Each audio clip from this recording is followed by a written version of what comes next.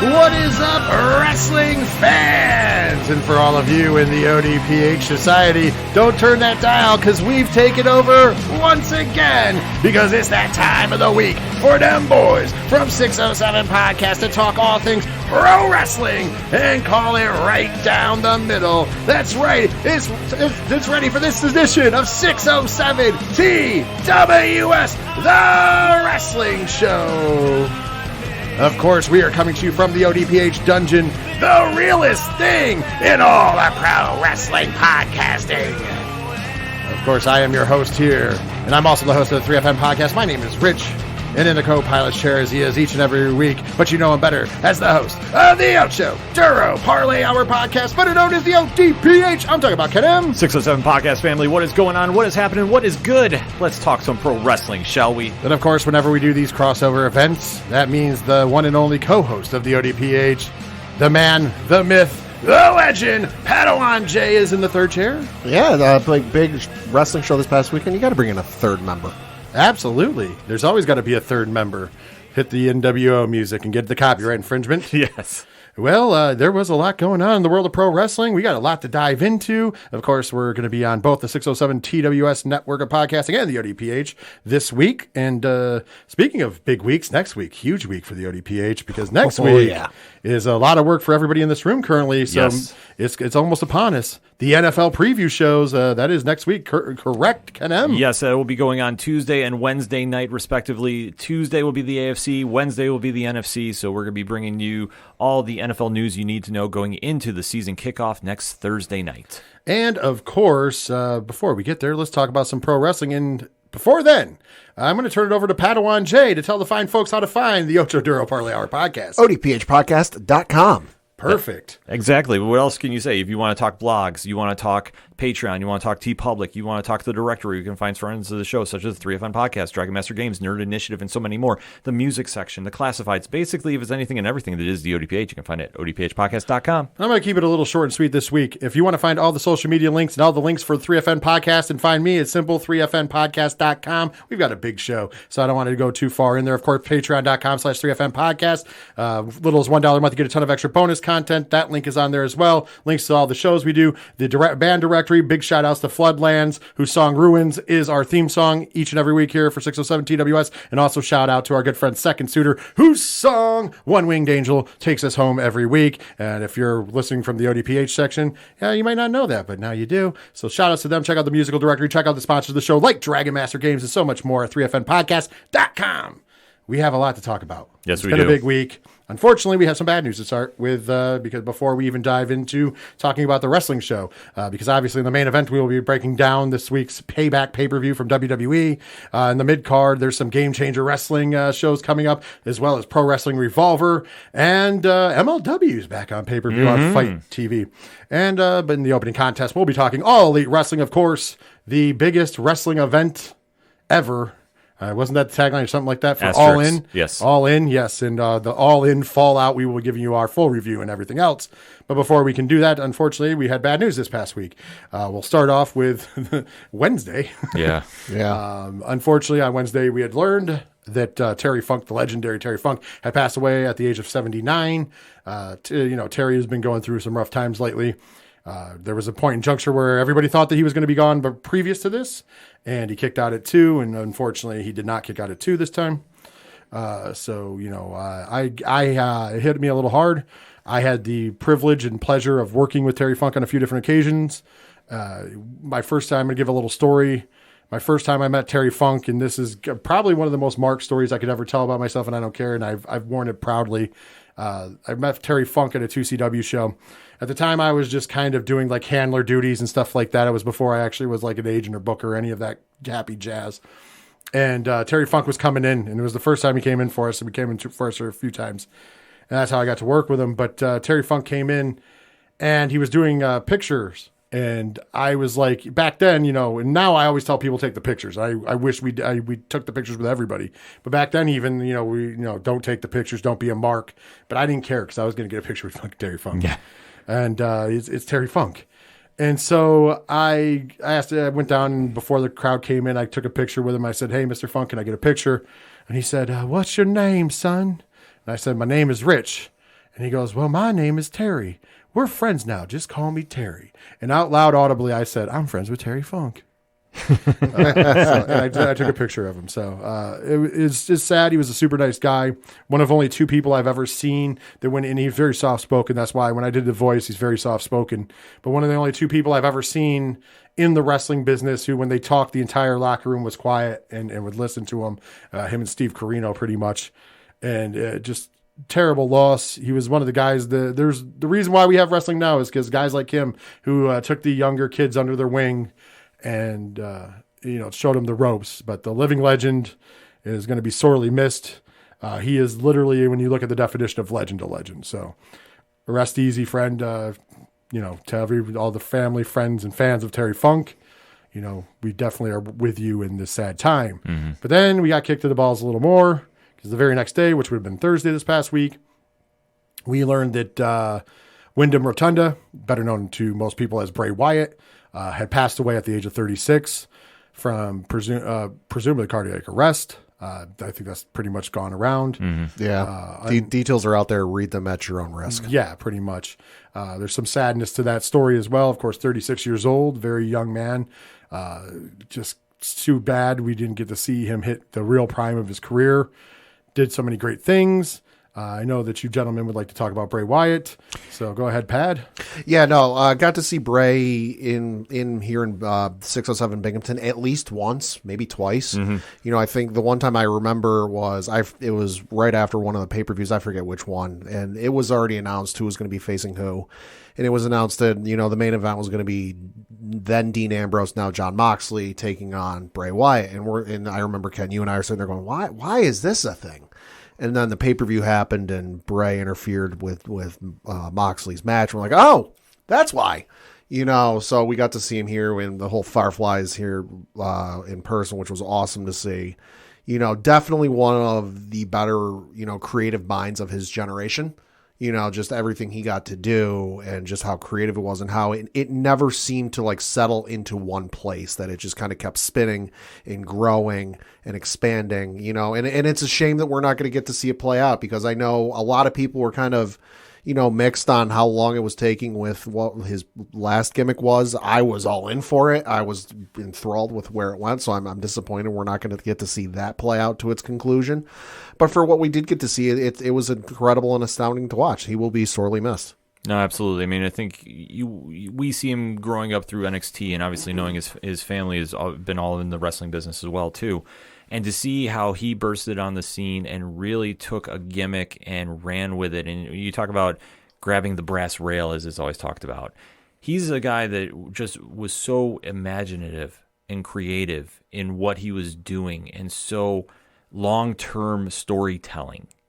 It is just truly astonishing to see what he did in that time period, in the window of the Wyatt family, and how it grew into, when a character that they're portraying on TV takes off, that more larger-than-life persona. Mm-hmm. And that's something he did and ran with, and to go into those different variations of that character with The Fiend, and then when he returned in his most recent run, it is just truly astonishing just to see how much an impact he's left, and just, how he made that connection with the fans. And it's something that I always love seeing him perform. I always love seeing just how his mind was going, and about bringing something like the Firefly Funhouse that should not have worked, and made it into something that will stand the test of time. Mm-hmm. This is a terrible tragedy. And, like I say, I echo everybody's statements. Our thoughts and positive energy out to his family, friends, and fans all over the world. Yes, so condolences to the friends, family, fans of both the legendary Terry Funk and Bray Wyatt. We're going to have a brief moment of silence before we get into the show.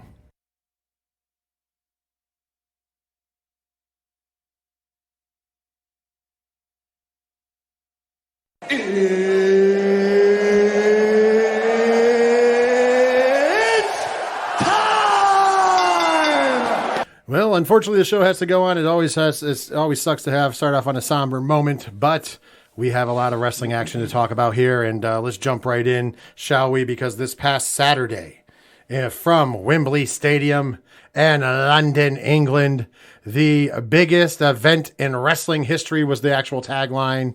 And that, of course, would be AEW Presents All In. Like I said, it's from Wembley Stadium. A reported paid attendance of 81,035.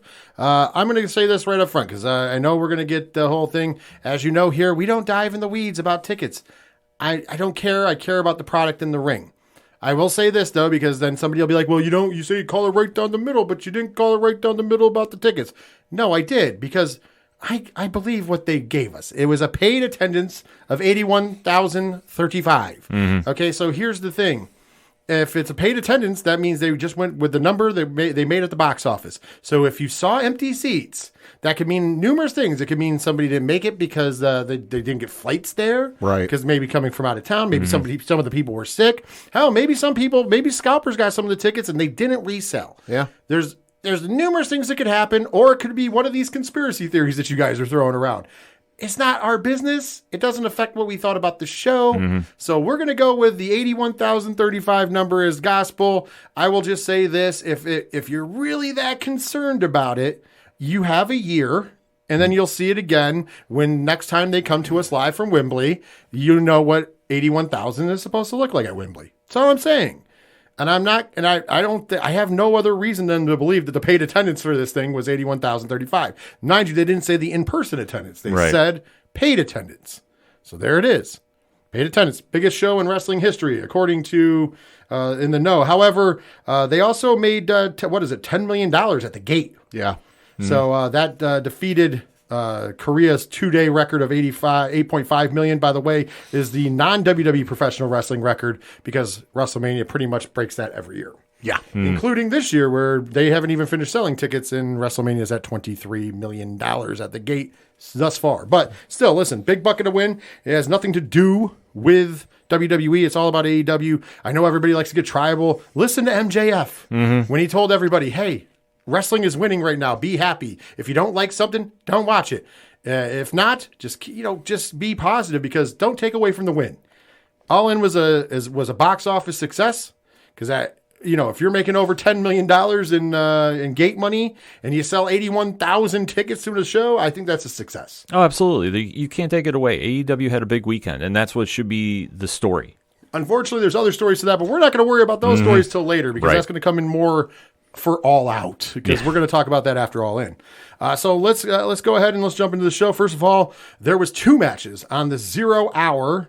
There was a 2-hour pre-show for this, but the noon hour was where the matches happened. I wish they would have played some of the video packages they played in the first hour of 0 hour and in the preview show that I was on TNT the night before during the matches. I thought they would have looked better than the shorter ones that they gave us.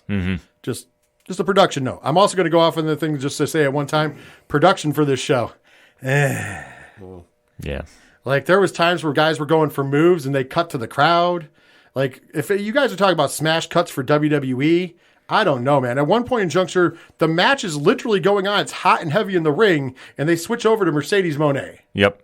And they did that with Don Callis, too. And they did it for Don Callis. Yeah, the Don Callis one was even worse, because I do believe Takeshita was going for like a Meteor in the corner, and they cut away from him going for the Meteor, which he hit, to go over to Callis for no reason. And I was like, man, for everybody who complains about, the other channel, guys, get your stuff together on that on those cameras. Yeah. I'm not going to crap on it anymore, because once again, we all know that I don't like their production. Still stands. I can't believe more people don't complain about it, because I see every time WWE's live, they're complaining about it. It's the same. Yeah. It really is. Actually, WWE doesn't miss those shots, at least. They just do 15 different cuts for that shot. Yeah. So it does get annoying. Don't get me wrong. I'm not going to defend one and curse the other, but still, guys, got to do better. Refereeing during this event, man, I'm still waiting to hear Bully Ray's opinion. They basically banned him from Busted Open all week so far. I think Tony Khan was like, don't have him on here, because, man, we'll talk about during the matches. The referees, they look kind of silly this weekend. But other than that, let's talk about the event. I thought the event was good. I know Ken also, so we'll break into it. 0 hour, first match on the 0 hour for the Ring of Honor World Tag Team Championships. Your champions, Aussie. Oi, oi, oi. The Aussie Open, Kyle Fletcher and Mark Davis defending the titles against Better Than You, Baby. MJF and Adam Cole. Baby. Of course, this match only got 7 minutes and 45 seconds, which I'm going to talk about in a second. At the end of the day, and your new Ring of Honor World Tag Team Champions. Better than you? Baby. There you go. So MJF and Adam Cole. I will say this. What I liked about this match, it was a good match. We finally got to see the kangaroo kick. Mm-hmm. I'm in. They won with a double clothesline. I'm fine with that. Yeah. I thought it was very entertaining. I liked the story bit in this match that a lot of people missed over. Aussie Open worked MJF's neck, which MJF would then sell later on in the night in the main event when we talk about that. So I like that. We talked about it before, that the plan might have been to get MJF in the ring and soften him up a little bit from Adam Cole's perspective. They definitely gave us that in this match. My problem is 7 minutes and 45 seconds and you defeat one of the best tag teams on the planet? Yeah, I did not like that. I'm not a big fan of that. And it is what it is. And somebody would, well, Rich, there's a lot planned. This was 0 hour. And I understand they're wrestling in the main event later tonight and they're wrestling for time, but you should, at least 15 minutes. It's the risk you ran having your main event competitors in a pre-show match. I understand for the storyline purpose. I do. But business-wise, it was still a risk. So I get why they went short, but then again, it's like, why did you do it at all then? Yeah. It kind of makes me wonder, because you said the pre-show was, 2 hours? Well, technically, yes, but the matches only took place in the noon hour. Right, so I know it's a big thing, and it's a pain in the you-know-what when during the main card, when a match goes over or goes short, it causes all sorts of havoc, all sorts of you-know-what. But this is early enough that, it's not that detrimental if, heaven forbid, they go over by couple minutes that it throws the whole show off. No, you might have to cut a talking segment down by 5 minutes or something, but shucks, you're not really hurt at the end. And a pre-show one at that. Right, so you're not really hurt at the end of the day. Give them a little bit more time. I mean, the internet and the fans are hot for MJF and Adam Cole. Baby. In tag team and in storyline. Let it play out. Let them have fun. Exactly. And once again, I think it does a big disservice to the former champions. In my opinion. That's just my opinion. But I thought the match was still serviceable for the 7 minutes and 45 seconds. It did what it needed to do storyline-wise. At the end of the day, we got new champions. The only other match we got in the 0 hour was for the FTW Championship under FTW rules. Your unrecognized FTW champion, Hook. Jack Perry coming in, lost to Hook. So and your new FTW champion, even though it's unrecognized, is Hook, once again, via submission. Good stuff. It was a decent match. It serviced what it was supposed to. There was other matches I would have put on this card over this. I probably would have saved this for All Out, in my opinion. The only notable thing is, we're going to talk about it later, but we'll give you the little tease here. Only notable thing in this is before taking a dump onto a windshield that was broken, Jack Perry, for whatever reason, decided to take a shot at CM Punk by knocking on the glass and saying, "Hey, this is real glass. Cry me a river." Yeah. And that led to some problems that we'll talk about later. Don't worry, we're going to get to it. Yeah, I guess for this one, well, they needed to fill time. I mean, I'm sorry, let me be honest. They have not done anything with this title to really give it some value to the fans. And I understand they're doing this to put Jack Perry over, but it's not working. You can't recapture the magic of this belt by just making it an undercard title. I'm sorry, that is what it is. Well, it's not even just it's not even recognized. Yeah. It's an unsanctioned belt to begin with. So, I mean, it is, whatever. I mean, guess consolation prize for Jack Perry, you know, and Hook just uses that as a prop, which is fine. Although they should be doing more with Hook. I mean, he's over. Yeah, I mean, that's the argument you have. Like I say, I understand what they're doing. Like I say, it's just my opinion about it. But I just think that this has just been a waste of time, period. Right. But once again, serviceable match. Yeah. Not going to complain too much. Let's dive into the main card of the show. Opening contest was for the AEW Real World Championship. Your champion, CM Punk, a.k.a. Pepsi Phil, going against the Samoan Submission Machine and your Ring of Honor World Television Champion, and by that being the King of TV, Samoa Joe. The match at the end of the day got 14 minutes, and your winner, and still AEW Real World Champion, CM Punk. And it's fitting to call him Pepsi Phil because he won this match with the Pepsi plunge. We haven't seen that in a while. This match was really good. Once again, I questioned this coming in, going, hey, we just did this. Why are we running this back? But then I also said, hey, it'll be a good match. This was a good match. There were some really cool spots in this match. I liked some of the better nuance they did. I mean, one point in juncture, Samoa Joe put CM Punk through the front of the commentating booth with like a big like swing through it. It looked really cool. Like Pepsi plunge for the win. Dug it. Anytime you get these two guys in the ring, it's going to be magic. What's your thoughts on the match, Ken? Agreed with you. Perfect way to kick off the show. They brought out some new tricks because this has been the original fight forever. So I was not mad about this match at all, and it did what it needed to do. Got me hyped up for the show. Pat, any thoughts? No, a good match for opening the show. You know, got the crowd into it. You know, match the crowd over there has been wanting to see for a while. You know, it's been a while since they've seen them match up together. You know, so over there in England. So hey, good for them. Next up, 6-man tag team extravaganza. The Bullet Club Gold, represented by Juice Robinson and Switchblade Jay White, tagging with Takeshita with Don Callis, not necessarily in his corner as he was on commentary, but for whatever reason, Austin and Colton Gunn were allowed to second him to the ring. Yeah. They defeated the Golden Elite team of Kenny Omega, Kota Ibushi, and Hangman Adam Page in 20 minutes, 30 seconds. A little cheap roll-up for Takeshita on Omega, which has now set up a match, which we'll talk about later, for All Out. This match, I'll tell you what, the MVP to this match to me was Hangman Adam Page. Agreed. This was a match where I kind of went, man, they really dropped the ball with Adam Page. Because remember, he was supposed to be the big baby face. He was supposed to be the face of the company, kind of, in a lot of ways.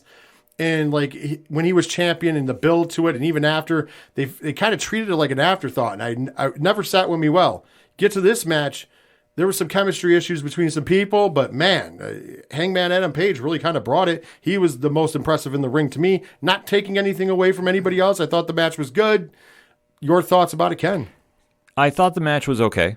I agree with you. I think Hangman Adam Page was doing really good work in there. I thought a couple spots were just off timing, and you know, this happens, and especially I think once the crowd and the emotions start going, sometimes this happens and just didn't sync up as well. I agree with you about the production issues because, like I said, they cut away a couple times to show Don Callis, and this is like prime opportunity to catch something in the ring. But it is what it is, and like I say, I thought the right team won here too, setting up something. Anything you want to add, Pat? No. I mean, the whole thing with Adam Page, you know, the build up to him winning the belt, the greatest story in pro wrestling history ever. And then he won the belt, and what happened? Exactly. You know, so it's not a surprise that, you know, they're not really sure what to do with him. Yeah, it kind of blows my mind because he never does bad work. No, in my opinion, he's solid. Next up, the AEW World Tag Team Championships on the line. Your champions, the FTR, Dax Harwood, and Cash Wheeler's Got a Gun. By way, that wonderful singing from the British, the crowd chanted, just singing "Wheeler's Got a Gun." Oh God, was pretty funny.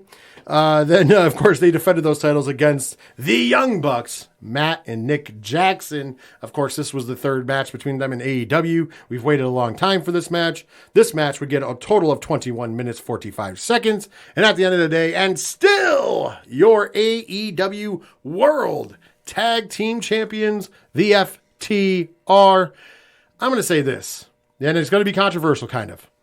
I might be, and I don't know, maybe London was too, because they took pictures, and there was pictures and videos of people going to the bathrooms during this match. True story. I'm not making this shit up. And maybe I'm not the only one that's got a little bit of Young Buck fatigue. And then what I mean by that is the Young Bucks have pretty much been wrestling the same match for 15 years. And I'm sorry, it's true. It's, you know, I've always made the joke when we're watching in person that somebody should really start the same old shit chant. Maybe they'll do it in Chicago this week. So any of the people going to All Out, if you can get that chant going, it would be amazing during the Young Bucks match if they have one. I'm assuming now they have to. We'll talk about that later. But in all things aside, respect them, great tag team and everything. But this match just felt like a Young Bucks called match. I think out of the trilogy, this was the worst out of them. I'm not saying it was bad. I thought it was good. However, once again, they don't end on the logical ending. For whatever reason, you know, FTR gives the, you know, about 15 minutes-ish, a little after, gives the BT trigger, followed by a shatter machine to Nick Jackson, and then he kicks out at 2. Strongly kicks out at 2. And then later on, we get now we get into the whole boom, boom, boom, hit different finishers, hit different things, do the old Young Bucks, barrage, fucking pinfalls and shortness right back to back to back. And then all of a sudden, all right, well, we're going to hit the BT trigger on Cash Wheeler and go for the pin. 1, 2, almost 3. And then Nick Jackson pulls the arm up. But I don't know if he pulled the arm up to insult the FTR. Like, oh, I'm not done with you, because he didn't taunt after, or if it was because, for whatever reason, Cash Wheeler wasn't kicking out. Maybe he really got knocked out. I don't know. Mm-hmm. It was weird.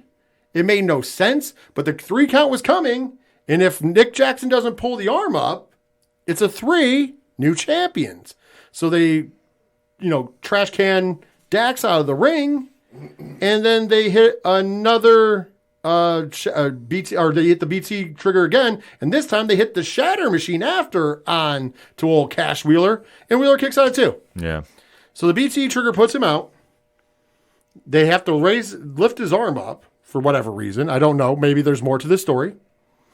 But it looked really weird on TV, and nobody could explain it, because even the commentators were like, and the commentators did a good job of covering a lot of stuff up. Oh yeah, kudos to them. Hats off to Nigel McGuinness, Taz, and Excalibur, and even Jim Ross a little bit earlier, even though he didn't know Freddie Mercury was no longer with us.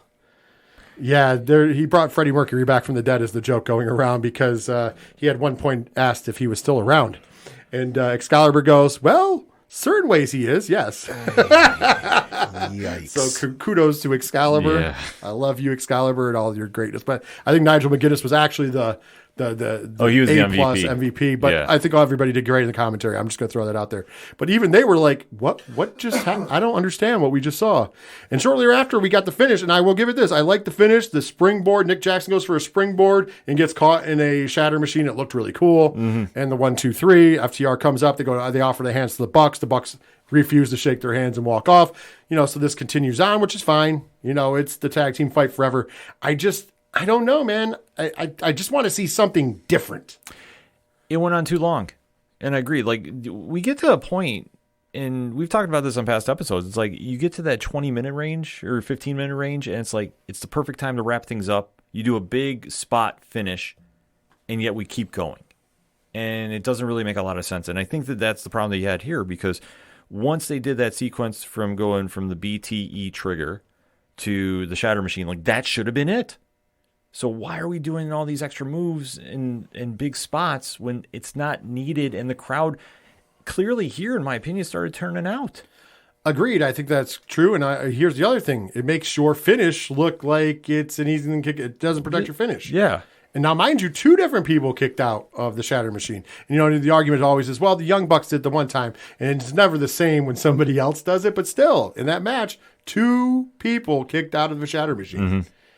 And that move was one of the most protected moves in wrestling. Yeah. I'm not saying other people haven't kicked out because we've seen it before. Sure, but this just didn't make sense to me, in my personal opinion. No, just too much. Pat, any thoughts? No, I mean, the whole thing with the Young Bucks, it was cool the first couple times I saw them, on the indie shows, 10 plus years ago. But now it's almost, you can set your watch to it. And you can sit there with a checklist of all of their moves and finishers, and you can just slowly check them off one by one by one by one until you get to the end and go, all right, we about reached the point where they should finish, but nope, we're going to go for another 5 minutes. We do have to give them full credit, though. They did come out dressed as Freddie Mercury. Yes. That was cool. Although I was not a fan of the super kick knocks you out. Super kick knocks you out. Yeah. They did this little thing in the beginning of the thing. It was weird, and I didn't get it, and I'm just kind of like, if that was your idea, that was your big entrance, it didn't work for me. I agree. It was confusing. Let's move on, though. Next up was the Stadium Stampede match. And the team of Eddie Kingston, Penta El Zero Miedo, Best Friends, Sexy Chucky T, and Trent Beretta. And, of course, your AEW International Champion, Orange Cassidy, who got the pinfall, by the way, defeated the Blackpool Combat Club team of John Moxley, Claudio Castagnoli, and Wheeler Yuta. And then, of course, they were teaming with Mike Santana and Ortiz, formerly the Proud and the Powerful, amongst a million other names. This match got 21 minutes, 30 seconds. I will say this. This match was what I called a baby death match. Mm-hmm. I know they brawled all over the arena, but what got people's eyes was the skewers that John Moxley took to the head. Penta El Zero Miedo gave him the skewers. I'm like, anybody who's watched deathmatch wrestling, that's not new. That's been around for about 20 years now. Yeah. So it was kind of weird that like people were aghast about it. I'm like, eh. And once again, I get it. Or aghast that Orange Cassidy did the Taipei glass on his fist before giving the orange punch. I don't know. For me, the match was entertaining and serviceable as a gimmick match. I think it went too long, and some of it just didn't make sense. Like Eddie Kingston just disappeared for I don't know. We were like, is Eddie Kingston hurt or something? Because I haven't seen him in like 20 minutes. He just disappears. Like earlier in the match, and then you don't see him for a while. And then he comes out and gives a couple back fists and throws Moxley through a barbed wire door or table or board or whatever it was. I couldn't make it out, but yeah, it was interesting. I'm not mad about the match, but also as a person who watches deathmatch wrestling, I'm kind of like, it wasn't nothing to write home about, Ken. We knew this was going to be a human demolition derby. It always is. There's no real way to grade it, so to speak. I just thought we got what we expected, and I do agree with you. It was a baby death match. I think the skewers might have shocked some that are AEW faithfuls and don't watch anything like GCW or other federations. But I thought it was just confusing at one point too, especially with the Penta transformation. Oh, yeah, when he came out as Penta Obscura all of a sudden with different music. Yeah, which, I mean... And broke the ladder. Yeah. He climbed up the wrong side of a ladder. They didn't buy the double-sided ladders. They brought one that's a normal one. And as he was climbing it, the ladder just went... And they both went off the ladder. Yeah, so it did what it needed to do, I guess. I mean, I was entertained, but I do agree with you. Like, Eddie Kingston disappearing, that was confusing, because all of a sudden he comes running back in, and then the Penta transformation was like, wait, what? Because nobody knew what was going on. We forgot about Sue. Sue in her now Mercedes white van. Yes. And she delivered cookies that were used as a weapon. I'm kind of like, why didn't she run somebody over with a van? Yeah. I don't know. It's weird. It's weird stuff. Pat, I'm just telling you, it's weird stuff. And it is. I mean, this whole match style has never done much for me. I mean, the only way you can really sell me on it and get me interested to watch it is if you do a supercut of all of them, cut out the audio, and just put the Benny Hill theme music to it.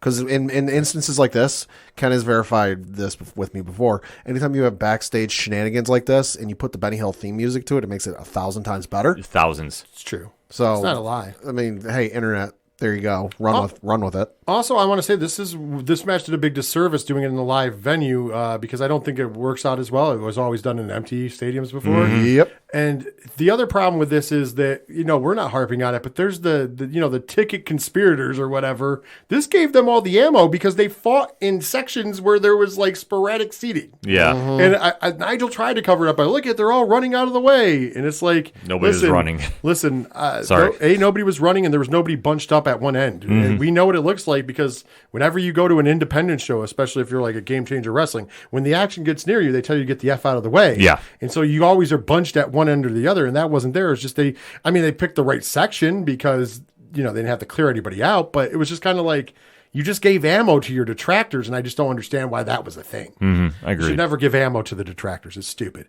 because they're going to take advantage of it because they're just looking to find anything because they're not wrestling fans. They're just looking to piss and, talk shit. And you gave them the ammo. Mm-hmm. So at the end of the day, it was decent, but it didn't really make me over the hill. Next up, 4-way match for the AEW Women's World Championship.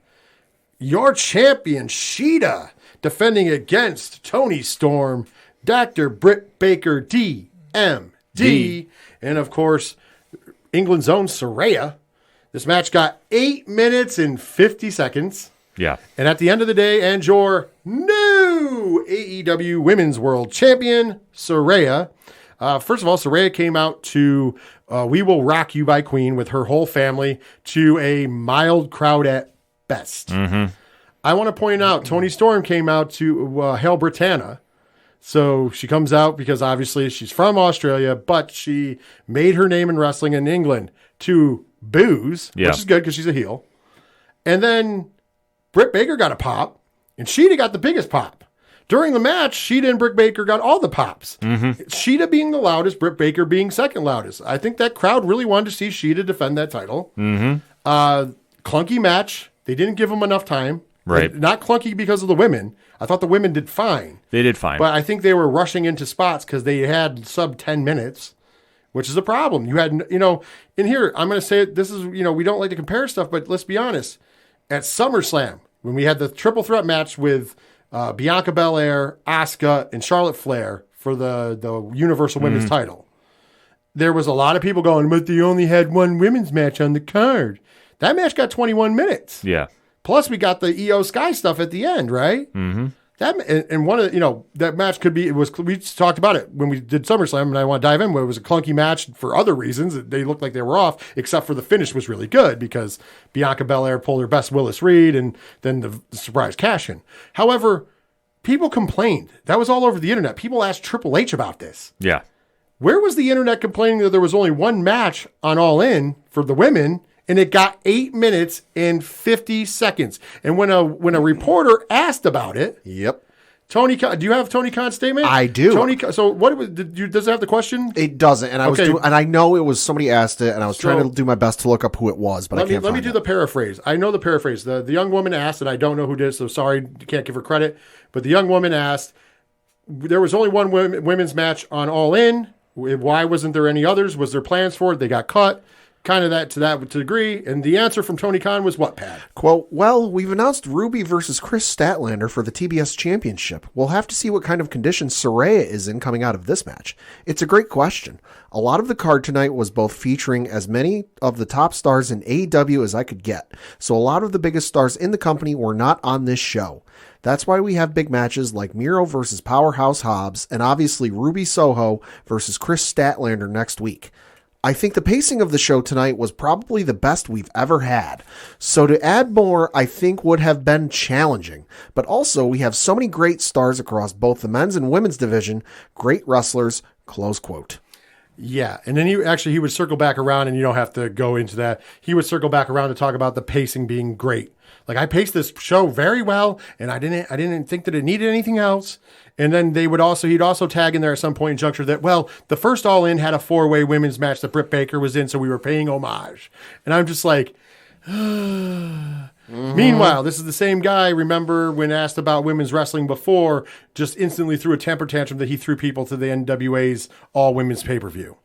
I just want to throw out there, once again, we don't like to compare the two companies because we're not that show, but let's keep the same energy, folks, because there's some of you who questioned WWE for one women's match. Yep. They got 21 minutes, and it was a damn good match by the end of it. Meanwhile, AEW's biggest event in wrestling history, right? Mm-hmm. And they got 4 women in a 4-way for 8 minutes and 50 seconds. When the matches before it, 21:30, 21:45, 20:30, 14 matches after it, just so you know. Oh, sorry, there was one match. Oh, no, it was the shortest match of the card. Next match got 16 minutes. The match after that, 14:55. The match after that, which was closest to it, was 10:50. And the main event got 29 minutes. So you're telling me we couldn't have found them an extra, 5 minutes? Where do we even begin here? If this is your biggest show of the year, right? Mm-hmm. Wouldn't you have every single big star on your roster here? You would think. Okay, so I'm sorry, in my opinion, I disagree with that wording. It's a disservice. I'm sorry, and this should have got more time, and you could have definitely juggled around a few of the matches on the card. Because I don't think the pacing is on point, as he's saying. That's just my opinion of it. I agree with you, though. But, yeah, I'm sorry. You can't compare this to WWE. And like I said, we don't do that. But to make that statement, I'm sorry. This match was very short, and I think that all 4 women in the ring did what they could do in that amount of time. And that's why I said, when I used the word clunky in this case, it wasn't on the women. Right. I think they were trying to cram a 15-minute match into sub 10 minutes. Right. And I felt really bad for them at the end of the day because there was some really good storytelling going on in this match. Mm-hmm. The Tony Storm Saraya interactions were really good, especially when, Tony Storm accidentally hits Saraya's mom at ringside, and then Ruby would come down and get ran off. And I feel like when we went to the end of the match, the one of the things that I think that, I'm not blaming Britt Baker for this. I think she wasn't thinking, because I think she was just like, oh shit, we got to get to the end of the match, because she has Sheeta in the lockjaw. And at the same time she has Sheeta in the lockjaw, basically Saraya uses the spray paint can and gets the roll-up win on Tony Storm. Yeah. And I thought that it would have been, and then right before the 3 count, Britt lets go of the submission, like she's going to go over there. And I'm like, no, she should have left the submission on. They should have had Sheeta tap at 2. And then, of course, the referee's not seeing because they're counting the match. So that way we could instantly set up a match between Britt Baker and Saraya for the AEW Women's World title because Right. Britt could say, hey, wait a minute, she tapped before you counted 3. We have the video evidence. And I think that maybe that, I don't know if that was the plan or not, but maybe it could have been. And I think that they just were like, oh shit, we got to go to finish. Right. And like Saraya's family came in and there was a nice celebration, but the crowd just wasn't behind her at all. No. Even at the end, there was some nice clapping and, but you could see people visibly behind her kind of just like standing there like, whatever. And I think, I don't know. And we've said before on the show that, Vince McMahon and WWE created this fairy tale story of Paige. Right. And it's not necessarily true in the UK. And I think we found that out. And I'm going to say, because we get to a couple matches next, we had up to this point thought that the crowd, maybe this noise was not, loud enough because outside. Open air. Right. We're going to find out in the next few matches that wasn't necessarily the case. I mean, I'm not saying they were quiet. They weren't. They were loud. But it wasn't as loud as it could get. And when you hear the pop that we're going to talk about in 2 matches, when we talk about that, it really makes you realize that maybe they weren't behind Saraya winning at all. Yeah. Just going to say that. And I mean, it is what it is. You can't go back in time. There were some mistakes being made. But before we get that, we got a nice little pop here because the coffin match. And I want to go on record. Myself and Ken both said this could be the sleeper of the event. And although I don't think it was the best match of the night, it was the sleeper of the event. It was one of the most entertaining matches. 1,000% facts. It got what was I say, 16 minutes.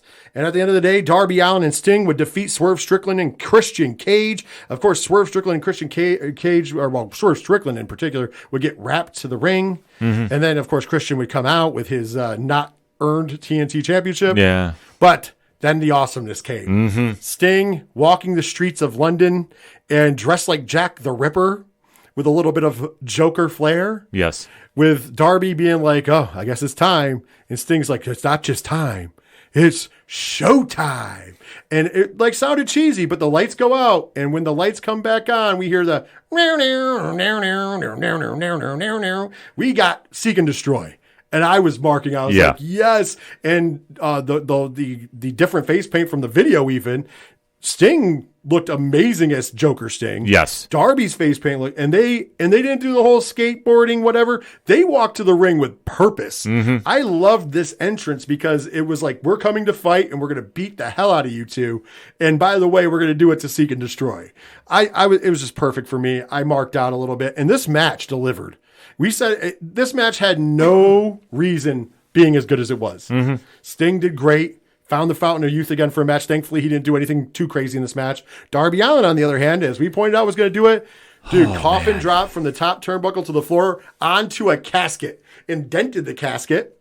And there's a real casket. It wasn't a gimmick casket. It was a big dent. I'm sorry, man. I hope he's got to slow it down a little bit. He's going to be in a wheelchair before like 2 to 3 years. But oh my God, it was a great match. I loved the drama of the match. Swerve Strickland was an MVP of this match. Swerve Strickland needs a title belt by the end of the year.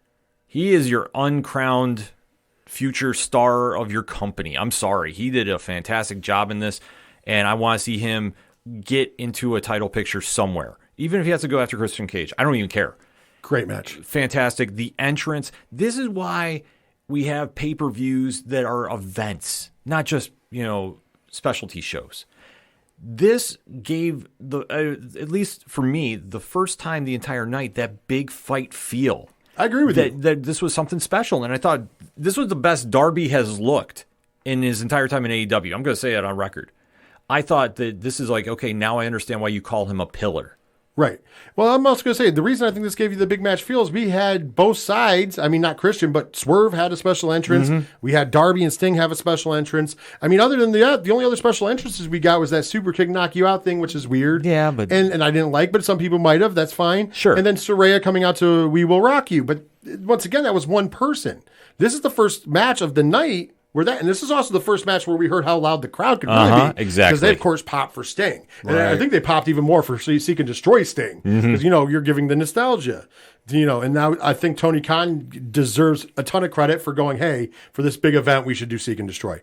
Perfect. Good for him. And I mean that wholeheartedly. Absolutely. The next match, though, was easily the match of the night. The next match was Will Ospreay, the Billy Goat, with Don Callis in his corner, defeated Chris Jericho with Sammy Guevara in his corner. This match got 14 minutes, 55 seconds.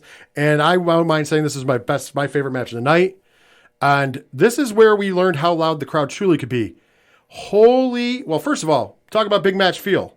You have Chris Jericho singing himself to the ring with Judas, and it was cool. Yeah. I'll give it credit. Fozzy was playing him in. They were on top of the set. Right. By the way, I loved the set. The LED set with the tunnel that you could see with the light, the videos on both sides. That was great. I loved the set for All In. But yes, it was amazing. And then you get to the other side and we get this beautiful piano piece of like the opening of Elevated. And then all of a sudden it kicks in. And once it kicks in, the entirety of Wembley comes alive. The pop for Will Ospreay. I don't think anybody realized how loud the English crowd was truly going to be, because the match was kind of set up that Jericho was going to be the face. And we'll get to that. I'll get to that in a second. But that pop, man, oh my God, I got goosebumps during that pop. And then they were singing Elevated. It was like 81,000 people, if you will, cheered at one time for Will Ospreay. And when he got in the ring, they were still cheering for him. They were doing the, oh, Will Ospreay. It was amazing. It was as loud as Money in the Bank was. And I understand Money in the Bank was indoors, so it's easier to capture that. But they were loud. They really wanted Will Ospreay in this match. And they got him. To the credit of Chris Jericho, as soon as he realized the crowd wasn't on his side, he started doing heel stuff. Yep. And I loved it. That's the definition of a veteran. Let's give the flowers to Chris Jericho. He found the fountain of youth in this match. He didn't look like 50-something-year-old Chris Jericho. He looked like he was back in the prime of his career, his 30s. Chris Jericho. He kept up with Will Ospreay for the most part. There's a couple times where they're a little off, but once again, the guy who's one of the best wrestlers in the world in his early 30s. And, still has his whole career ahead of him pretty much against the guy who's 50-some years old. I mean, I'm not going to hold that against Jericho, but there was a sequence in this match where Ospreay goes for an Os Cutter. Jericho goes for a Judas effect and misses. Ospreay goes for a hidden blade and misses. They end up rolling through, and then Jericho gets him in the walls of Jericho, or the Lion Tamer even. Sorry, it wasn't even the walls. And I just went... That was phenomenal, just this chain wrestling that just happened between these two. Great match. And by the way, both. The last one he took was amazing. But both times that he took the, what do you call it? Stormbreaker? Stormbreaker, thank you. I don't know why I was drawing a blank there. But both times that Jericho took the Stormbreaker, it looked amazing. The first time was good, better than most people take it. The second time, it looked like Ospreay killed him, and I thought it was great. And it was putting Ospreay over. Ospreay wins the match. It's beautiful. A star is born. I mean, honestly, if you were not sold on Will Ospreay being arguably the best wrestler on the planet right now, listen to that pop as he comes down to the ring. And he's like 31, 32. Yeah. He's young. Here's the thing, man. Tony Khan, you have an inside track a little bit. I'll tell you right now, get as much money as you can, load it in a Brinks truck, and dump it at his doorstep in January when his New Japan contract's up. Because I'm telling you right now, it's going to be a bidding war. Because after that pop, I guarantee you WWE's coming. They're going to want to sign Will Ospreay. That pop was that immense. They heard that pop all the way live in Stanford. Oh, yeah. Okay? Not talking about, because they were watching. They heard the pop. It came across the ocean. It was loud. I mean, I knew they were going to pop for the English guy. Oh, sure. But I didn't think it was going to be that levels. And you had seen other stars. You'd seen Kenny Omega, and they popped for Kenny. They popped for the Bucks. They were popping. But when you heard them pop for Ospreay, you're like, wow, nobody got that reaction. Kind of like when Bad Bunny came out and yes, for Backlash or whatever. Great it was, comparison. Where it's like, okay, he's going to get a pop. He's the number one streaming artist on whatever platform you choose. The last 3 years running. So it's like, okay, he's going to get a pop. But then the music hits, you just hear the eruption. It's like, whoa. Yes, it was that level. It was really good. And like I said, up to that point, I thought the sound was just escaping this thing. But tremendous match. Go out of your way to see if you haven't. Absolutely.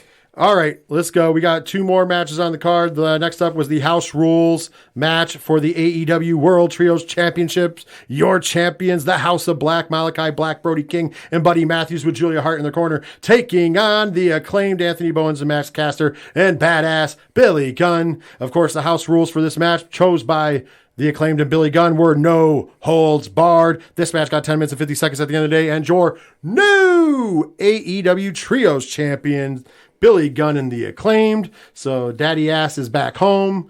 As a matter of fact, the funniest thing I think that came out of this match, or most fun thing that came out, is that afterwards there was a tweet put out by one Anthony Bowen that said to MJF, "Hey, listen, I know your special relationship with my partner, Max Caster. So out of respect for that, I just want you to know that I scissored your dad at All In."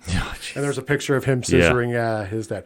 I thought it was a good match. It was fun. I didn't like the end. I like the finish of the match. I didn't like the end where the House of Black handed them the belts. Yeah, I thought that was a little weird because it's the House of Black. I don't know. They have a weird setup for that. I mean, I love the gimmick of House of Black. But how they have their own rules, and I guess that was their way of giving them respect. It was what it was. I mean, I thought it was a good match for where it was on the card. But I mean, I wouldn't mind seeing this get ran back sometime. All right, let's jump to the main event of the evening for the AEW World Championship. Your champion, Maxwell Jacob Friedman, MJF, defending against Adam Cole. Baby. Of course, both of them are the Ring of Honor World Tag Team Champions. This match got 29 minutes at the end of the day, and still your AEW World Heavyweight Champion, MJF. This match had great storytelling. I love the storytelling of this match. Adam Cole and they had the little friendly. Of course, MJF went for a handshake the second time, and then gave the eye poke to Adam Cole, but then apologized, helped him up, and then Adam Cole lost his shit. Mm-hmm. He took off MJF's tag team shirt because they were wrestling their tag team shirts, and he proceeded to beat his ass for a while, including giving him a brainbuster on the steel steps, which almost cost MJF not to get back in the ring by the count of 10. At one point, MJF would go for a tombstone on the table, but couldn't do it. But instead, Adam Cole would reverse it and successfully give him the tombstone on the table. And I'm building all this in because at one point in juncture, we got the double clothesline from the tag champs on each other.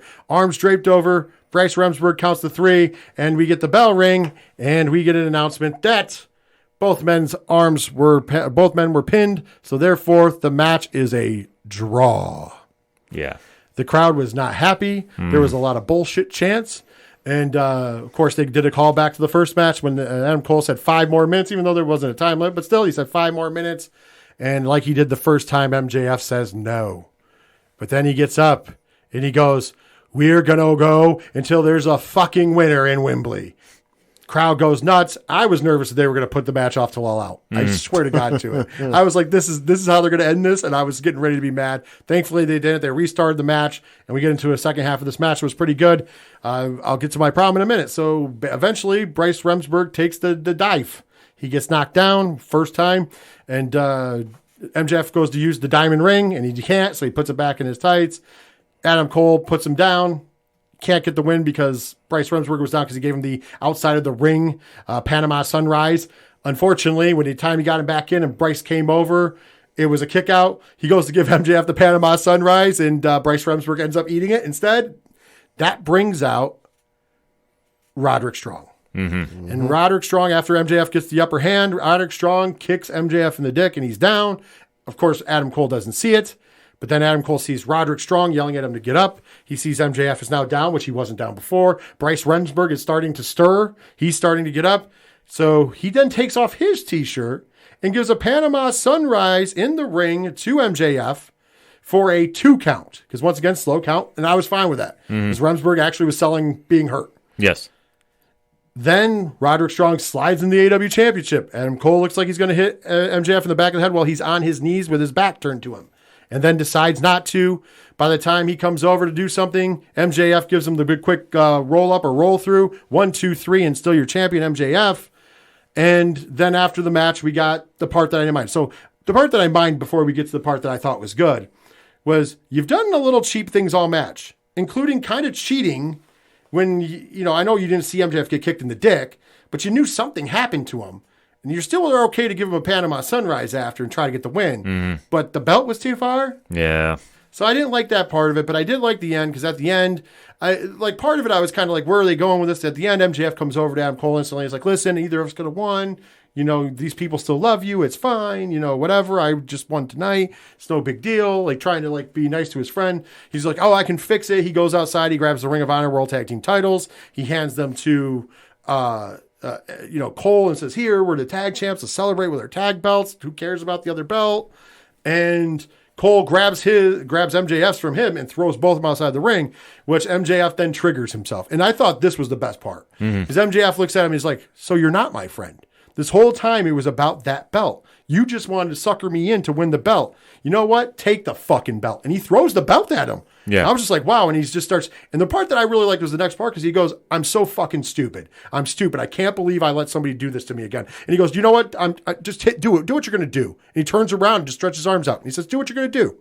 Just at least be a man about it. Just hit me behind the, just take me out with a belt. And Roderick Strong at this point, juncture's like on the rope, yelling at Cole to hit him. Do it. Yeah. And this is where the missed opportunity was. Not to hit MJF. He should have hit Roderick with the belt.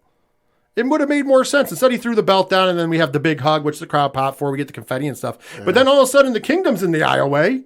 So they flew the three of them to England for nothing? Yeah. I don't get it, but I like the storytelling. Don't get me wrong. I just don't like the clunkiness of it. No, the ending was, like you said, it was a little clunky. And hopefully they can clean it up moving forward. I like how they didn't go, maybe the surprise was everybody was expecting the heel turn by Adam Cole that week, and, we didn't get it. So as long as this storyline keeps progressing like it is, I'm not mad about it, much like I'm not mad about anything the Bloodline's doing right now.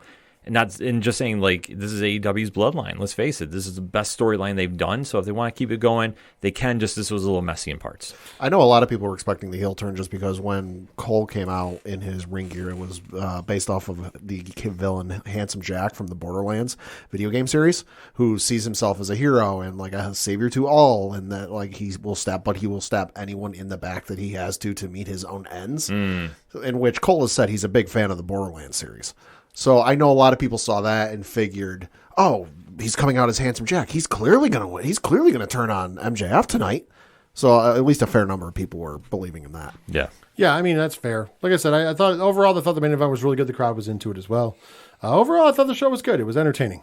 It was a solid show. I mean, I don't think it's the greatest of all time as far as the top to bottom card, but I do think that there are some memorable moments, and that's something that AEW should center around and take with them moving forward. So I will say this: we're not gonna spend a lot of time on it, but of course, the big thing coming out once again out of a big pay-per-view for AEW isn't just the card; it's an incident that happens backstage involving CM Punk. All In. Although I will say this, I don't think this was on CM Punk. We mentioned earlier, Jack Perry made the comment about this is real glass, cry me a river.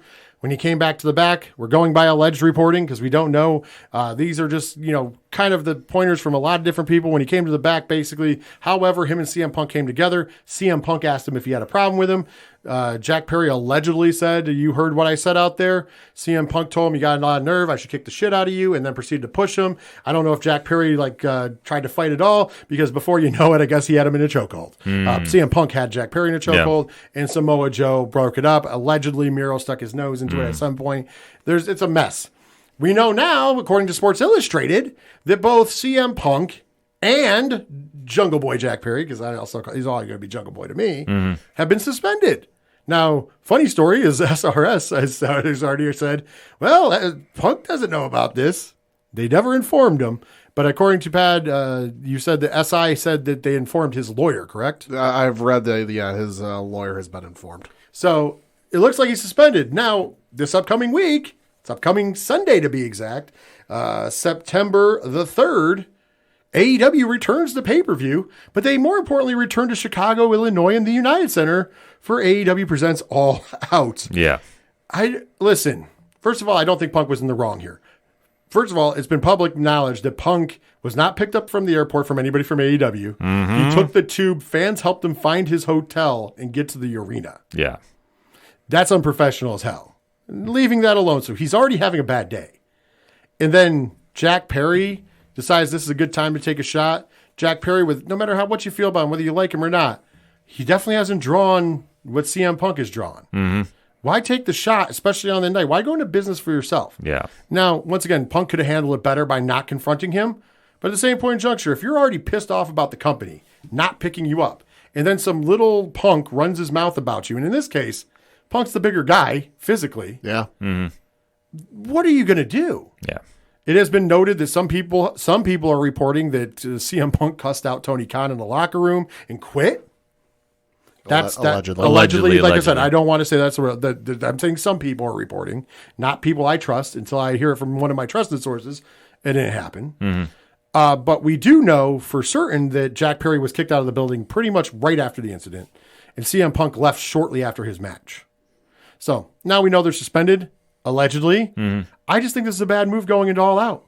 We're about to preview All Out real quick because there's only 5 matches. But you're going into Punk's hometown where they boo the Elite every time they've come through since Brawl Out. And now here we are at All Out. No CM Punk because of suspension. We're hearing CM Punk rumors that CM Punk has also told people he hates being there now, that he's done with this effing company, allegedly. But now you're going to go to Chicago? Do you not know that Chicago crowd is going to hijack your show with CM Punk chants? Especially when he's been advertised as being on the show, all the posters and the billboards and the buses and whatever, all the advertising's got him on it. Yeah. And it gets better, Pat. People are buying tickets expecting him to be there. Pat, it gets better. Dynamite's there, Collision's there, Rampage is there. All the shows are there in Chicago. Somebody remind me what the definition of insanity is. And I get that something happened, but I don't think this was his fault in this case. No, I agree with you. I think Punk's in the right. I'm sorry. The fact that we heard about a prior incident where Punk was trying to talk to him, allegedly, I'm not saying I was there because I wasn't, but the alleged story is this has been stemming over from a previous incident.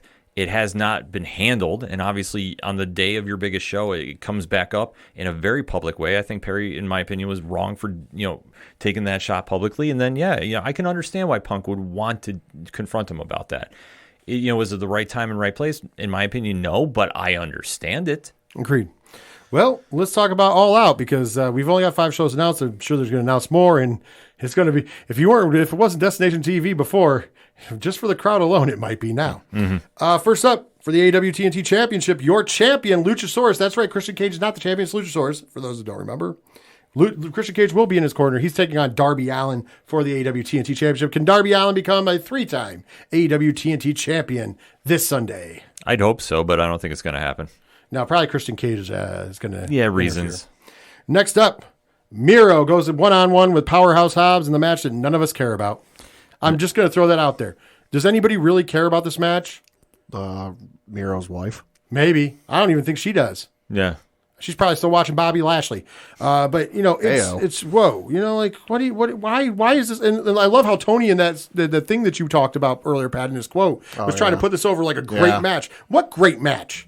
Powerhouse Hobbs, you haven't used properly. You used him as a transitional champion. He deserves a lot more better than you've given him. And Miro is the same guy who we haven't seen in forever and cuts the craziest, dumbest promo since the Ultimate Warrior. Let's just call it what it is.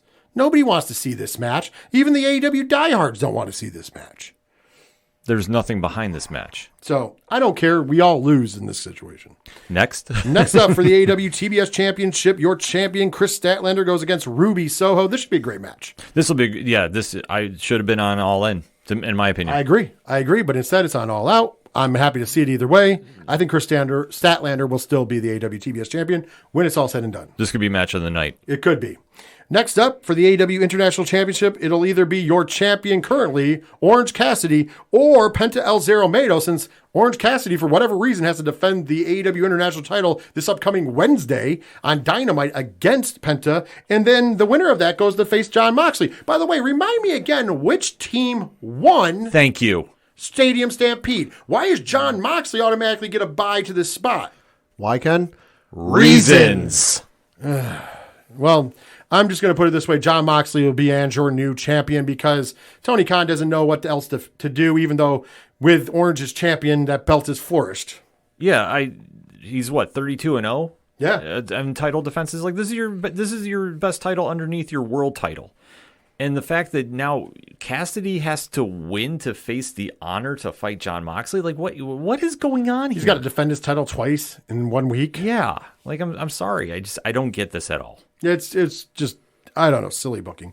And last but not least, for the announced matches, we got Kenny Omega, the cleaner, taking on Takeshita with Don Callis in his corner. This comes about actually for storyline reasons. They've been feuding for a while. And then, of course, Takeshita gets the quick roll-up win in that 6-man tag at All In. It's nice to see this get played out at All Out. Actually, this is one of the ones I'm looking forward to. This is going to be a great match. Yeah, this is going to be a solid match. Omega's winning, and then who knows, Ospreay might come down and run in and set up something for their trilogy match. Well, we did just find out at the press conference that we're going to have the Dream, the Dream Wrestling or Dream Lover? Wrestle Dream, that's what it was, match. There's going to be a new pay-per-view in October, New Japan and AEW.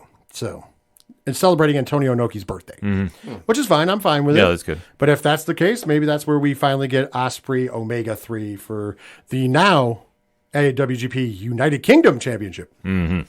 Well, that's going to do it for AEW Talk. We got a lot into that AEW Talk. So we are going to take our first break. When we come back, we're going to hit you real quick with the Indie Roundup right after this break.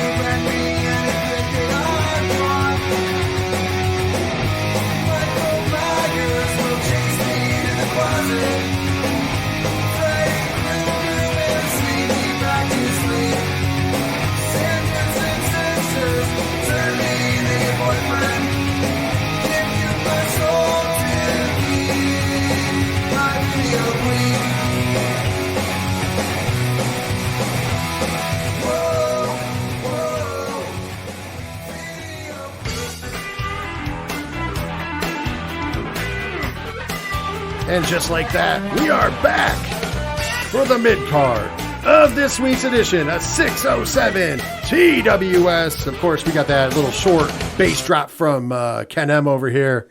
And it's now time to hit you with that Indie Roundup. And as you know, the Indie Roundup is brought to you by our good friends over at Fight.tv. More specifically, Fight Plus, where for $7.99 a month, you get a ton of great independent pro wrestling action. Not only do you get pro wrestling action, though, you also get soccer, rugby, you get bare knuckle boxing, you get regular boxing, you get MMA, and so much more. But because we're a pro wrestling podcast, we really truly only care about those great independent pro wrestling companies that are over there. Such companies like Game Changer Wrestling, Pro Wrestling Revolver, MLW, AEW, of course, also our good friends over at House of Glory, Glory Pro Live, and so much more, and more coming all the time over there to Fight Plus. Ken M, Fight Plus, is it not the greatest savings in all of pro wrestling?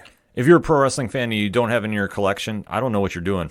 Seriously, because you get the creme de la creme, if you will, of independent pro wrestling, let alone some of the best in combat sports. So it's such a win-win and such for a low cost. How can you go wrong?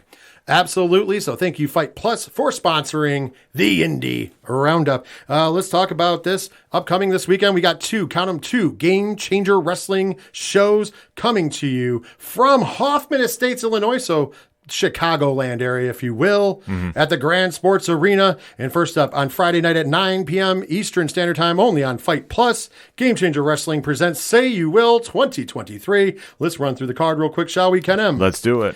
First up, this match is going to be great. Talk about two GCW favorites. Gringo Loco goes one-on-one with 607 TWS's favorite asshole, Tony Deppen. Let's go. Can't wait to see this one. That's going to be a great match. Trust me, Pat, that's a match that even you would want to check out. All right. Next up, we have the return to a pro wrestling ring of Lash LaRue. That's right, WCW legend Lash LaRue will go one-on-one with the bad boy, Joey Janela. So what year is it? Yes, we're back to 1999 real quick. Oh, absolutely. Next up, we've got Speedball Mike Bailey going one-on-one with the Southern psychopath, Mance Warner. Let's go. You're getting a little extreme there, my friends. Next up, making their return again, man, this is only a couple weeks ago. They were in GCW. Maybe they're going to make a run for those Game Changer Wrestling Tag Team titles. Violence is Forever. Dominic Guarini and Kevin Koo return to take on Bussy, Alley Catch, and Effie. Ooh. Next up, in a tag team match, Masha Slamovich will tag with the GCW Ultra Violent Champion, Rina Yamasha, to take on Los Macizos Ciclope and Miedo Extremo. Can't wait to see that one. The GCW World Tag Team, the World Title will be on the line as your champion, All Heart Blake Christian, defends the title against Francisco Akira. Really? Yeah. That's going to be an interesting match up there. Oh, I can't wait to see that, though. And in what I'm assuming is your main event of the evening, the man, the king, the god of this shit, Nick effing Gage, goes one-on-one with El Hijo del Vikingo in Chicago, Illinois. That is talking. You want to talk about a clash of styles? Like, that is talking some big time clashes right there. I can't wait to see this. I mean, how Nick has been putting on some great work lately. Yeah, so Friday night, 9 p.m. Eastern Standard Time. Check your local listings for your time. Next up, though, GCW will be back on Saturday at 1 p.m., and then they will be back from Hoffman Estates once again at the Grand Sports Arena, 1 p.m. Eastern Time. Start 12 p.m. not Pacific, Central, where they're at. You know why? Because you can't have a weekend in Chicago without Effie's Big Gay Brunch. This is Effie's Big Gay Brunch number 7. Here's the matches we got so far. Lufisto goes one-on-one with Kid Bandit. Oh, let's go. It's nice to see her back in the ring after everything that's happened. Agreed. I can't wait to see her have a match with Kid Bandit. It's going to be a great match. Next up, eight-person tag team extravaganza as Joey Mayberry, Mateo Valentine, Moondog Murray, and Shelly Benson take on Angelo Carter, Queasy Asante, Logan Black, and Sazi Boatwright. A lot of young talent. Yeah, there. I was going to say. Next up, Devin Monroe goes one-on-one with Rico Gonzalez. You know, they always have great matches, both of them, on Effie's Big Gay Brunch. I think this is going to be another great match. Absolutely. Next up, Pero goes against Karam. Oh, that's going to be a battle of the beasts. Yeah, to say the least. Next up, Pimpinella Escarada makes her return to Game Changer Wrestling, and she tags with somebody else making the return. Ken M, are you ready for it? You sitting down? I'm sitting. Pimpinella Escarada teams with Sunny Kiss. What? To take on Bussy Alley Catch and Effie. Get out. Yes. So not only do we get the return of Pimpinella, one of the great Mexican luchadores, we get Sunny Kiss returning to the ring. Oh, I can't wait. Next up, and this match is going to be a good one, the High Priestess of the Church of Pro Wrestling, the Dark Sheik, goes one-on-one with Steph DeLander. Ooh, that's going to be great. And in a match that is going to get violent, it's going to get hardcore, it's going to be a little bit ultra-violent, it might even be a death match, Ken. Billy Dixon goes one-on-one with Sawyer Wreck. Oh, let's go. It's going to be a great lineup. Effie's Big Gay Brunch. Just so you know, Pat, because I know you've never watched one, because you're not usually a big Game Changer Wrestling fan. It's a great feel. Everybody on the card is, in the LGBTQ plus community. Okay. And it just showcases great talent. And the card is always great. It's always entertaining. And they bring in some really good wrestlers. I mean, they're bringing in the legendary Pimpinella. Yeah. And she's amazing. And Sunny Kiss making the return to Game Changer Wrestling. I cannot wait. Good for them. This is a big bucket of win for GCW and Effie's Big Gay Brunch. But Saturday, there's another show on. Saturday at 9 p.m. Eastern Standard Time from Clive, Iowa at the Horizon Event Center. And it could be only one promotion. Wrestling Revolver presents Redacted Forever. Ready for it? Let's do it. Listen, the first match on this list, take all my money if I had to pay for it, but I get it for Fight Plus for $7.99. Speedball Mike Bailey goes one-on-one with Shun Skywalker. Oh, shit. I'm going to start swearing there because that's how good this is going to be. Next up, 4-corner mayhem match. Zachary Wentz versus Alan Angels versus Crash Jackson versus Masha Slamovich. Ooh, that's going to be fun. In an Extreme Rules match, Damian Chambers bit off more than he can chew because he gets to take on the innovator of violence, Tommy Dreamer. Ooh. JT Dunn is going to go one-on-one with Ace Austin. Let's go. This is going to be a great match. That's going to be great. In a 3-way match, Breeze takes on Matthew Palmer, takes on Dan the Dad. By the way, Pat, if you've never seen Dan the Dad, we need to get you familiar with Dan the Dad. Okay. Next up, Jessica takes on Marina Shafir. Okay. Marina might finally die. Yeah. And I'm okay with that for one. Next up for the Pro Wrestling Revolver Tag Team titles, and it will be a 6-man tag team match. The Second Gear Crew, One Call Manders, Mance Warner, and Matthew Justice take on the TNA Originals, Alex Shelley, Chris Sabin, so the Motor City Machine Guns, and their tag team partner, Eric Young. Oh, mind blown right here. And in the main event of the evening for the Revolver Championship. And this will be a no ropes, barbed wire death match. Your champion, the Firestarter, Jake Chris, goes one-on-one against what many consider the king of the death match, that would be Alex Colon. Oh, shit. Oh, shit. No ropes, barbed wire, going down Saturday night in Clive, Iowa, of all places. That's going to be insane. But that's not it for the weekend. We got one more to talk about, and that's coming to you Sunday at 6 p.m. Eastern Standard Time. And that is going to be from Philadelphia, Pennsylvania at the 2300 Arena. And that will be Major League Wrestling Presents Fury Road 2023. Here's what they got announced so far. Of course, New Japan is a partner with this event. First up, Kushida versus 607 TWS's favorite asshole, Tony Deppen. Oh, great way to start. Exactly. For the MLW National Openweight Championship. And this will be a Weapons of Mass Destruction match. Your champion, Jacob Fatu, goes one-on-one with RSP, Ricky Shane Page. Ooh. Next up, Hot Sauce Tracy Williams goes one-on-one with Ichiban. Okay. Kiss My Foot match as always ready, the alleged king of the death match, Matt Cardona, takes on the Southern psychopath, Mance Warner. Oh, God. After that, in a singles match, we have a rematch from a Game Changer Wrestling Homecoming, by the way. Okay. As the cutest in the room, repping that MDK gang, Maki Ito, goes against Becca. Oh, that's going to be fun. And in the main event of the evening, for the MLW World's Heavyweight Champion, your champion, Alex Kane, defends the belt against Willie Mack. Ooh. It's going to be a great event there in Philadelphia this weekend. Lots of great stuff coming up on Fight Plus. $7.99 a month is all you got to pay, and you can see all of that great action. Next week, we will break down all those shows and talk about what's coming up next on Fight Plus in the Indie Roundup as part of the mid-card, but that brings us to the close of this mid-card. We are going to take our final break. When we come back, we are going to preview WWE Payback 2023.